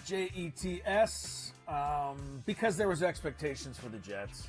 And they went out and, they changed everything to get Aaron Rodgers. And you look at the Jets situation now. You got the owner apparently calling a special closed-door meeting after week 4 and trying to get Rodgers benched. You've had the coach fired. You've now had the general manager fired. Aaron Rodgers is not going to be a Jet next year. They traded for Devontae Adams, which was seemingly a waste of time and money. Only Jets a fifth-round pick, utter disaster. Yeah, only he gave that that's sweet. true. He gave that sweet locker room speech after they lost the first game. Yeah, well, I hope he has a few more of those locker room speeches because they're going to keep losing. But the Giants are a mess, but we thought they were a mess, and anybody who watched them on Hard Knocks knew they were going to be a mess. That organization didn't have its stuff together when the season began. Tony, who's more embarrassing, Jets or Giants? I honestly think the better question would have been, who's more embarrassing between Dallas and the Jets in terms of their ownership and how they've conducted their work this year. It's not been good there either. Because as Chris said, the Giants, I think we fully expected everything that we're getting from them. But both of the other two teams I mentioned had high expectations, and seemingly the owner has been the reason why it has kind of gone awry. Think about this for a sec. Before Aaron Rodgers showed up, and I guess Woody, was it Woody Johnson? Woody Johnson. I think Woody his Page brother was the Denver guy. I think Woody Johnson was actually, his brother was running the team in that short span before they got Rodgers. Woody Johnson comes back. The Rodgers deal is done, and it just seemingly has gone cattywampus. Great Chris Ello lingo there. Has gone ever since. And the same thing goes for Dallas. I mean, they had a chance to sign King Henry, decided not to, and he wouldn't be that good in their system. He wouldn't be. You're right. He wouldn't be that good. He wouldn't be able to do none of the stuff in that system, as Jerry said. But yeah, I would say it's the Jets, to answer your original question, because they had the expectation. They were supposed to be good, and they're on their way to getting a high pick at this point. Yes. Unless they traded that. I don't know what they did in between now and then. No one does. And we all understand why Daniel Jones is no longer the quarterback of the Giants, right? I mean, they don't want him to get hurt. Right, he's not very good, but B, if he does get hurt, it would cost them $23 million. Yes, in his contract. You sniping the enough out of us already. Right, he admitted that today. He said, "Look, I understand why they're doing what they're doing. I didn't get the job done." So he at least is owns it. Owning it. And, it's nice to own it while you're getting paid all that money for being QB4. It makes it a little bit easier to fix your mouth sales things out. Yeah, I just didn't get it done this year, guys. I'll just go cash my $23 million guarantee right now. Number 3. The NBA's new 4-team tournament-style format for the 2025 All-Star Game is expected to have 2 semifinal games played up to 40 points, with the winners advancing to the final match up to 25 points, sources told ESPN. So they're going to redo the entire look of the All-Star Game. It's going to be the first of its kind event in the NBA, expected to serve as a quick burst competition that resembles pickup games where the winner moves on in single elimination play. Sources told ESPN last week the NBA was in serious discussions to have 3 All-Star teams of 8 players each, and the winner of the Rising Stars game take part in the All-Star Game tournament. Chris, do you like this new idea? I not only like it, I might actually watch it. And I wonder why it is that every good invention made by a league is always made by the NBA. Do any of these people do anything or they just sit around at their desks all day and twiddle their thumbs? The NBA actually comes up with some ideas. Some of them work, some don't, but at least they're out there trying it. It's true. Yeah, they Give them credit. I love this idea. How often have we come back in after an All-Star weekend and said how terrible it was that no one is out there playing any defense? And all we really want is one of those summer league pickup games. And so what do? They invite Steph Curry, a few other All-Stars, and they all, I don't know, it's this crazy idea. They all put their heads together and they came up with a few ideas, and they seem like they came up with something that will work, right? It addresses our short tension span, as Skraby mentioned during the break, right? I think having games to 40 or to 25. Believe it or not, 40 is going to go by extremely fast with a bunch of NBA players. Yeah. And guess what? We might actually see them compete and try, which is all we've ever really asked for. A bona fide pickup game with the best players in the world. That's all we've been asking for. And I can't wait to see what this looks like, honestly. All right. Number 2. There are 2 college football players with the best shot to win the Heisman, and those 2 are Colorado's Travis Hunter and Boise State's Ashton Jeanty. Here are some stats. For Travis Hunter, he's a two-way player, by the way. He has caught 74 balls this year, 10 total touchdowns, 916 total yards. He's picked off 3 passes. He's forced a fumble. He has 31 tackles. Ashton Jeanty, it has 27 total touchdowns, 1,991 total yards, 7.4 yards per carry, 1,355 yards after contact, and finally 105 missed tackles forced by Ashton Jeanty. So, Tony, If the Heisman was being given out today, who is your winner? First, this is where numbers can get you in trouble. Because as you read that, I mean, Genty seems like the easy pick. But you also have to remember that Travis Hunter's playing both ways. Yeah, he's playing both sides. And we didn't even have a stat on there for, we got an answer for most valuable player in the National League. Unanimous. Shohei Ohtani got all 30. Ketel Marte, 5 Guarantee Bloomski's got one of those second-place votes for Ketel Marte. I guarantee it. That goes. Another breaking news, Skraby. What? Do you want to tell the folks who is on the right side of Shohei Ohtani? Shohei's wife is there with him. Go figure. I was wrong on that, but still doesn't. Both MVP. Chris, do you remember him telling us that there was probably a meeting that happened where it said, "Hey, we got to keep the significant others out for the screen"? Apparently, I was saying that was in the Skeens camp. Oh, it was in Skeens camp. I remember everything this guy says. No, you do not.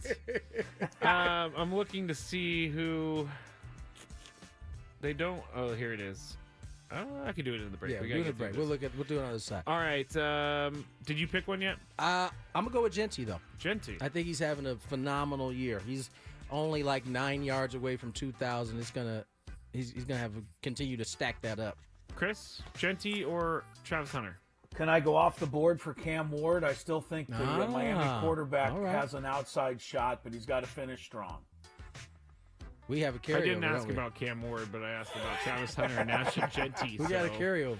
I said I'm going off the board. It's not really a carryover. I'm just saying, we didn't get to number one. That seems like a carryover to me. A slight carryover. Whatever. Carryover nonetheless. Morgan and Chris on the other side. 833-288-0973. Chris versus the fans.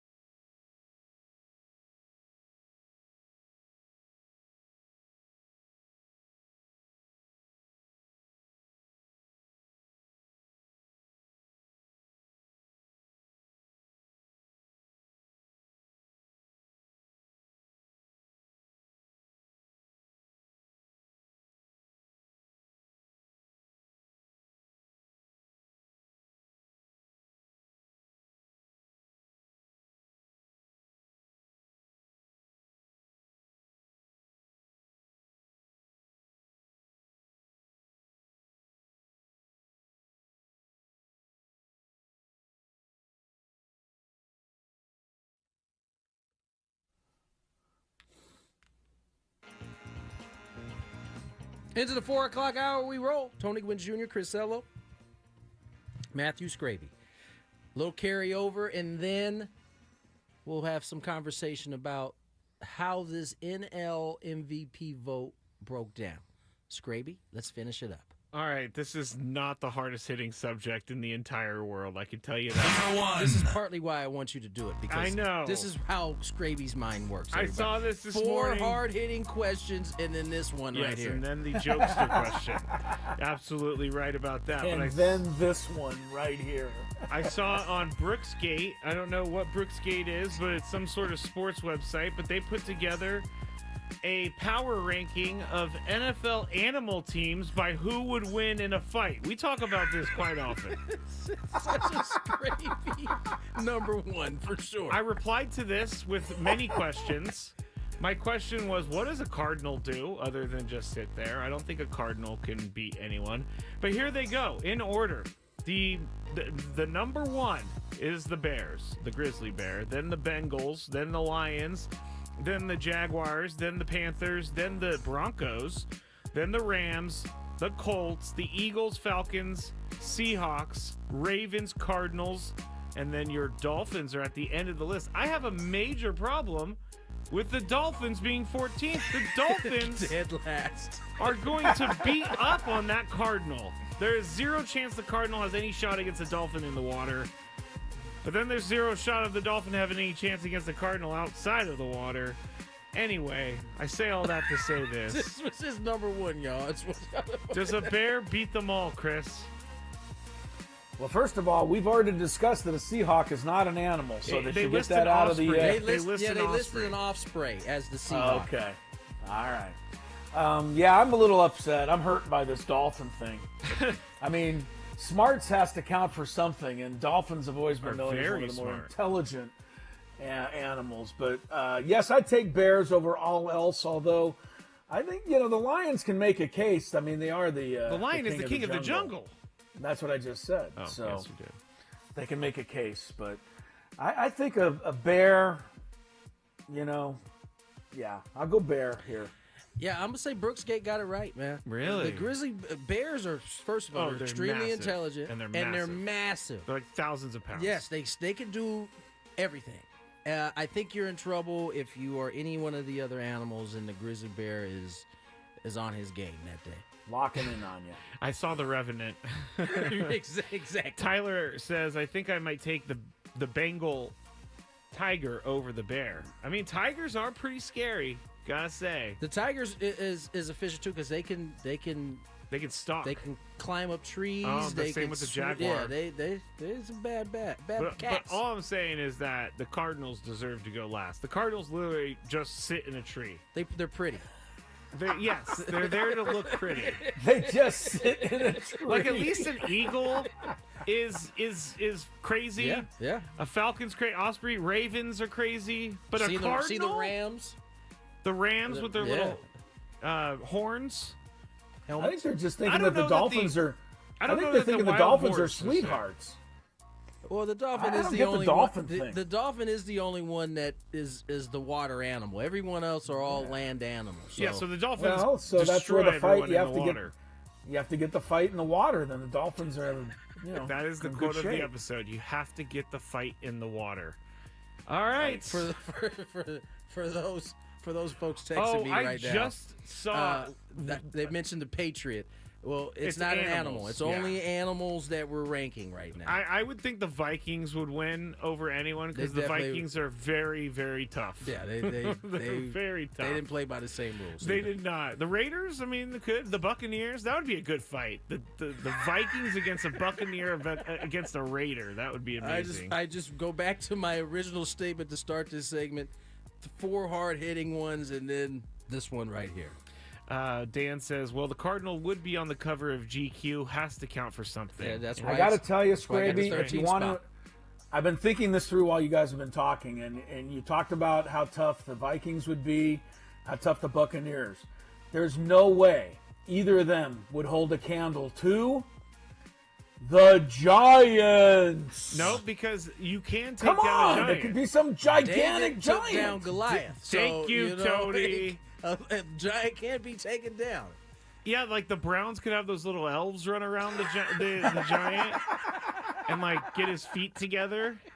See? I'm going with the Giants, man. Should I do a podcast breaking down the fight between each mascot? That would be kind of funny. It'd be entertaining. Sounds like we just did. Sounds like we just did. Let's move to the NL MVP vote. Now, we told you guys that Shohei Ohtani was unanimous.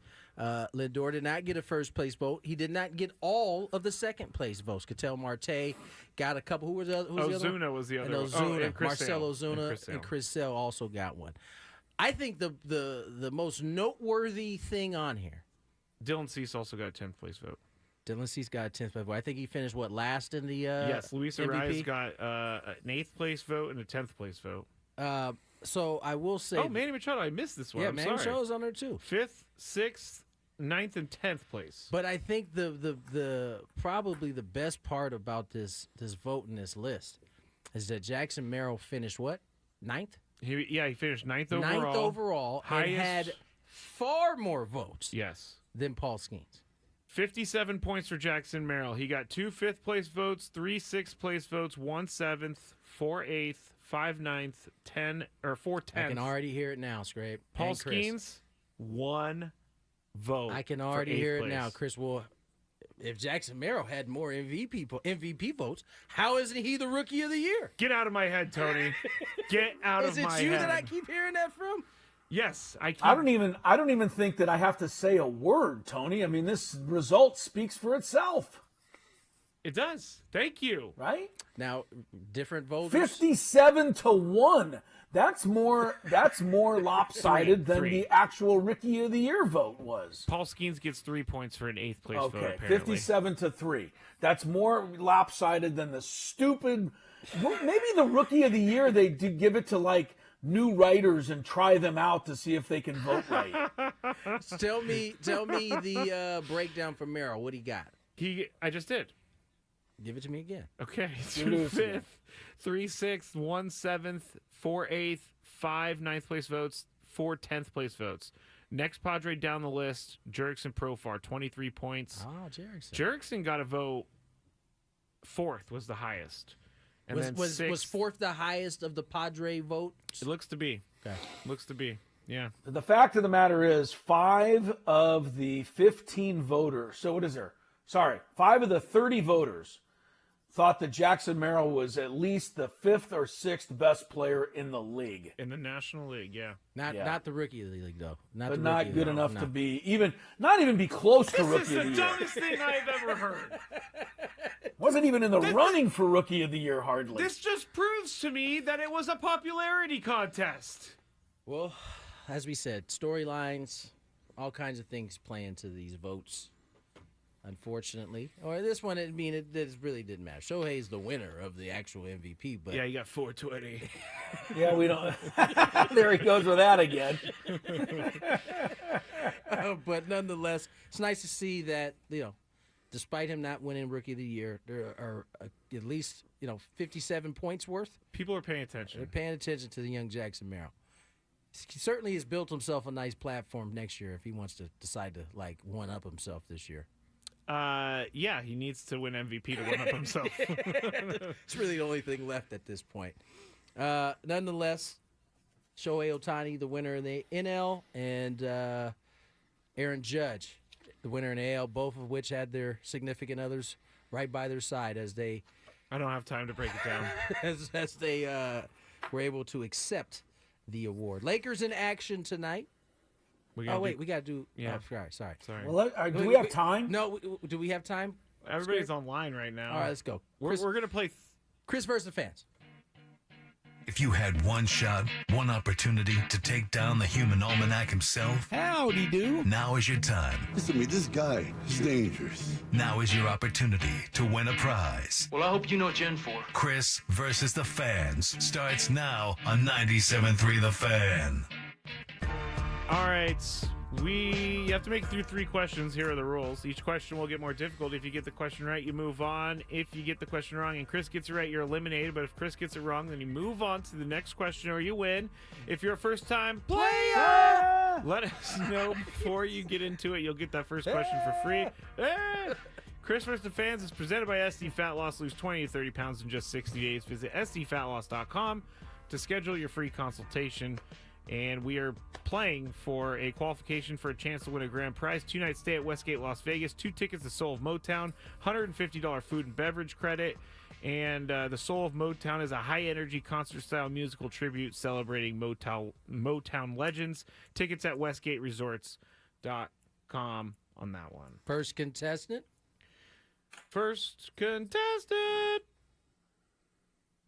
Victor. Victor, welcome to the show. How are you today? Good.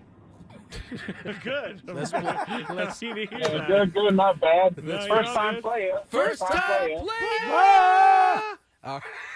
Chris, you're killing me today. Name and logo. Here we go. First question. Or excuse me, second question.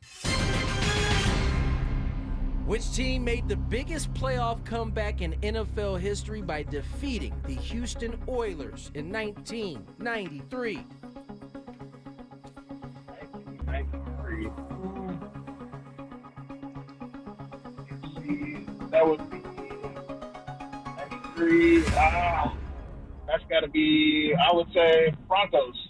Broncos came all the way. No, they didn't. Stay right Hello for Sorry, the steal. Victor. Thanks for playing and play again, but the answer is da Bills. The Bills. Jim Kelly, Andre Reed. Actually, it was Frank Reich. That's Took right. over Frank in the second Reich. half That's of that right. game. Was it 100%. Thurman Thomas, too? Thurman Thomas, I always didn't like Thurman Thomas because he had the bar face mask. You know, He no did running have back the had bar. the bar. He had the linebacker bar. Yeah, well, go over like the nose and eyes. Like I always wanted an open face mask. He didn't want you to be able to beep. Yeah, I guess so. Stick your fingers in there. Get stuck. All right, new contestant. Oh, sorry, Victor. I got to drop you. Okay, let's go to our next contestant. We'll go to Eric in Chula Vista. Eric in Chula Vista, welcome to the show. What's up, player? What's up, What's player? up, players? Here we go. First All question. right, real quick, Skraby, how come the Buffalo Bills weren't on that list? That's a good question. Ha That's a really good question, honestly. No, it isn't a good. It is a great question, but there's I of didn't course even they weren't think on the about list. it. They're not an animal. The Bills. It's not not on the animal, list. that's Hey, right. real quick, guys, sorry. Real quick, I predict Juan Soto, wherever he signs, he will go 50-50. You think Just he's like going to steal Ohtani. 50 bases? 50 stolen bases? No, he'll have 50 walks and 50 errors in the outfield. Right as a dumpster fire. Nice work, Eric. I like Eric that. set you guys up for that He one. set me up for the Bills thing. I like that. I just got it, by the I way. like that. Here we go. It's not on the list because it's not an animal. It just came to me. All right, here we go. First question. Who did the Lions lose to in last year's NFC Championship game? Oh my God! Can you say that a little louder so my Alexa could hear that? Lions. It was the Santa Clara Niners. Oh, thank you. Bonus points for the Santa Here Clara. we go. Second question. Who was the head coach for the Bengals from 2003 to 2018? Mark Levy? No, not Mark Levy. God, I forgot his name. Mark Levy's the old Buffalo Bills guy. Sorry, I still got that on my mind. You're all right. Marvin Lewis. Nice Wow, work. nice Battled recovery. through it. You knew there was an Good. M in there somewhere, didn't you? Yeah, That's good job, work. Eric. Good Yeah. job. Question number 3. Ask that first one.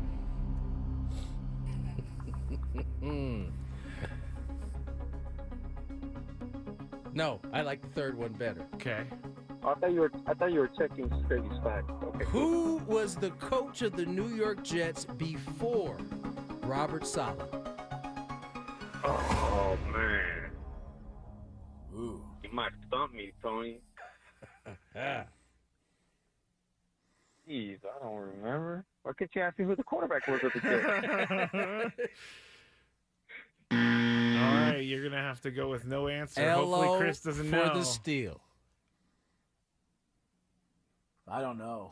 You should. Oh, sorry. Bill Parcells? Bill Parcells. Crazy Eyes Adam Gase. Yep. Adam Do we Gase. remember was it the press conference he had the crazy eyes, or was it during the game he had the crazy eyes? It was the press conference where he was like looking around. Well, How was he good enough for the Dolphins to even get a second chance? What were they thinking? Yeah, that's a good question. We haven't heard from him since, have we? I don't know where he is. No, I don't know Let where me he see. Is he even coordinating somewhere? He's got to be coordinating somewhere. Eric, hang on the line. Good job, work. Eric. Good jokes too. You had Skraby, all kinds of medium jokes. Medium jokes. Because you didn't understand them. Yeah, that's true. He's not coaching anywhere right now. So there you have according it. to Chris, I don't know. To answer your question, I don't know how he was able to pull that off. Yeah. He's probably still collecting a paycheck from the Dolphins and the Jets. You know how these coaches are. He made the playoffs in the first year with the Dolphins. He went 10-6, so second in the AFC East back in 2016. So you can't be too mad at him. But did he go to the Dolphins after No, the Jets? it was Dolphins and then Jets right after. He was head coach to head coach, which does not happen often. No, it doesn't. All right. Nice work, Eric. Let's get to break. It is my turn, isn't it? Yes. When we come back, Gwynn, what are you doing, Skraby? Saying, wait. Okay, now we're good. More sign language that I don't understand. When we come back, Gwynn and Chris's NFL Pick'em, and we get you guys ready for Thursday Night Football. From the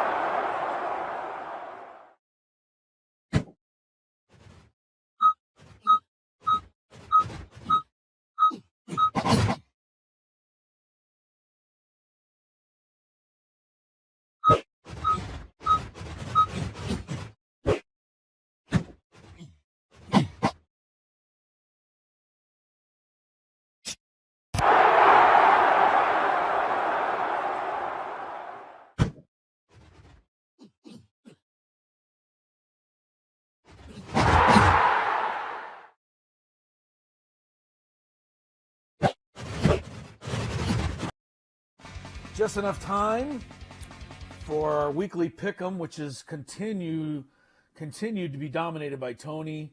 He leads by a wide margin, Tony. I don't even want to say the score. I'm so embarrassed. All right, I'll say the 79-53, something like that. Wow. Yeah, that's something like that. Wow, yeah, he knows, like everybody. That. Yeah, he's killing me. And it would have been worse if the Bears would have made that field goal against the Packers. Yes. It would have been another upset pick. So we'll see how it goes today. Skraby, are we doing the intro or do we don't have time? Let's go. It's time for Tony and Chris to face off. Playing for a season-long prize of pride. I see pride. I see power. The guys make their picks, and then they stress over their picks all weekend. No! Please, no! No! No! Gwynn and Chris NFL Pick'em starts now. All right, we do a 3-point game to start. I'm going to go with the Texans at home over Tennessee as my 3-point game. There's some bigger spreads than that, but I feel most confident in the Texans this week. Tony, how about you? I'm sorry, say that again. I got the Texans as my 3-point pick. Houston. Ugh. Dang, that was one I was actually looking at there, sir.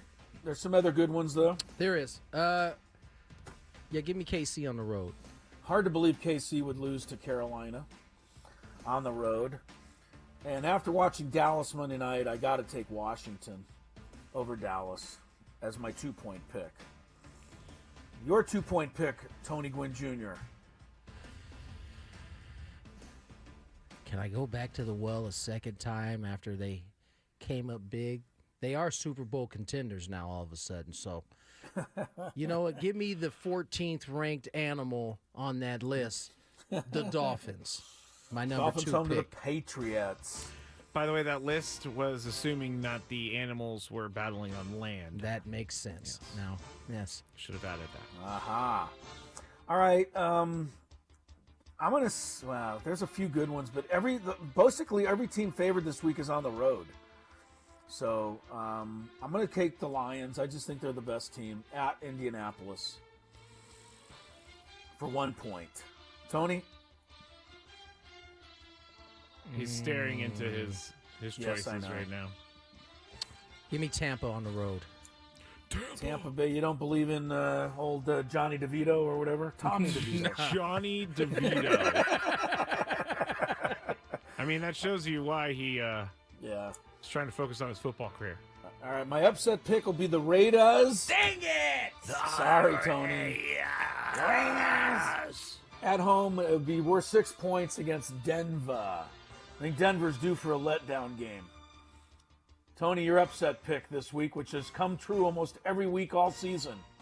That's ridiculous, Chris, that you just did that. Sorry. Give me Indianapolis. Oh, there we go. The Lions don't know it, but they're in trouble now.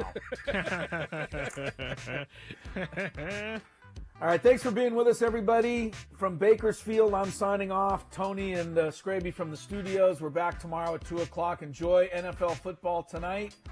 Steelers, Browns. Next.